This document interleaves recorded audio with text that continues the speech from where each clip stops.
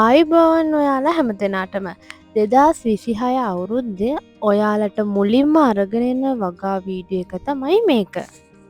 අද අපි කතා කරන්නේ ගෙවතු වගාව වගේම වාණිජ වගාවක් විදිහටත් සාර්ථක කරගන්න පුළුවන් තලන බටු වගාව පිළිබඳව. තලන බටු කියන්නේ ලංකාවේ ජනප්‍රිය එළවලු වගාවන් වලින් එකක්. තලන බටු කියන්නේ හොඳ අස්වැන්නන් ලබා දෙන හොඳ ඉල්ලුමක් තියෙන වගාවක්. එහෙමනම් ඉතින් අපි යමු අද වීඩියෝ එකට. මම මේ හැම වගාවක්ම සිද්ධ කරලා තියෙන්නේ මහා පරිමාණ වාණිජ වගාවක් විදිහට නෙමෙයි. ඉතා සරල විදිහට ගෙවතු වගාවක් විදිහට. මුලින්ම අපිට ගුණාත්මක බවින් ඉහළ තලන බටු බීජ අවශ්‍ය වෙනවා. ඕනි නම් වෙළඳපොලෙන් කෘෂිකර්ම ආයතනයකින් මිලදී ගන්න පුළුවන්. නමුත් මම නම් ඉදුණු තලන බටු ගෙඩියක් අරගෙන ඒකේ බීජ තමයි මේ වගාවට යොදාගත්තේ.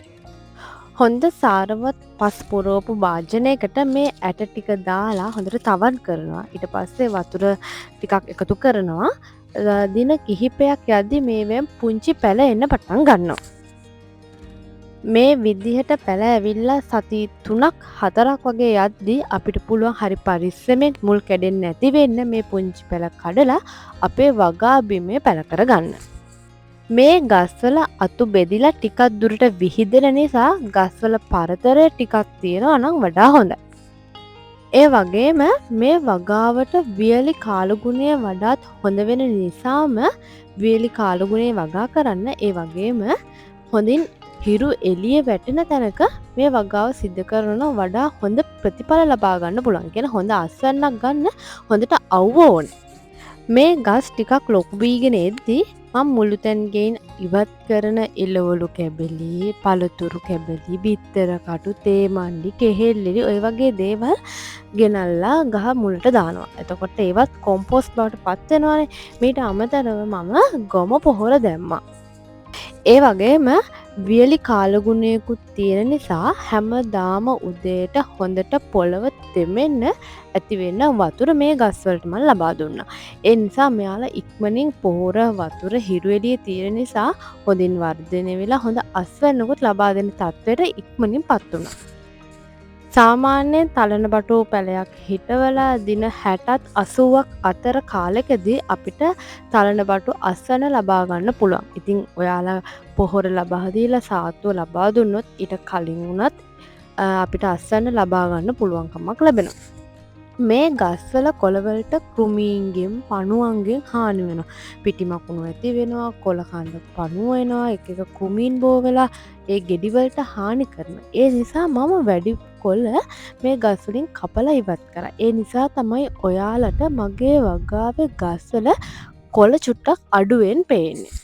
මීට අමතරව කෘමීන්ගෙන් පණුවන්ගෙන් මගේ වගාව ආරක්ෂා කරගන්න කොහොඹ ඇට බ්ලෙන්ඩර් කරලා ඒකට වතුර ටිකක් එකතු කරලා මේ ගස්වලට ස්ප්‍රේ කරනවා. එතකොට බොහෝ දුරට සතුන්ගෙන් කෘමීන්ගෙන් පණුවන්ගෙන් වගාව ආරක්ෂා වෙනවා. මේ තලන බටු අපිට ශක්තිය ලබා දෙනවා. රුධිර සංසරණයට උදව් කරනවා. ඒ වගේම ආහාර රුචිය වැඩි කරනවා. ඒ නිසාම ශක්තිය අවශ්‍ය අයට බර අඩු අයට මේ තලන බටු වඩාත් හොඳයි.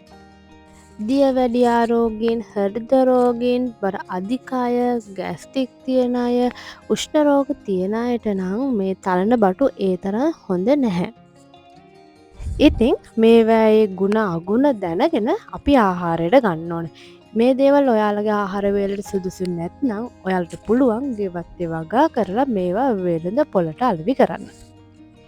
එහෙමනම් ඉතින් අදට මම ඔයාලගෙන් සමුගන්නම්. ඔයාලා තවමත් ඔයාලා මගේ channel එකත් එක්ක එකතු වෙලා නැත්නම් subscribe කරලා මාත් එක්ක එකතු වෙන්න මතක් කරන ගමන් අදට මම ඔයාලගෙන් සමුගන්නම්. ඔයාලා හැමදෙනාටම සුබ දවසක්.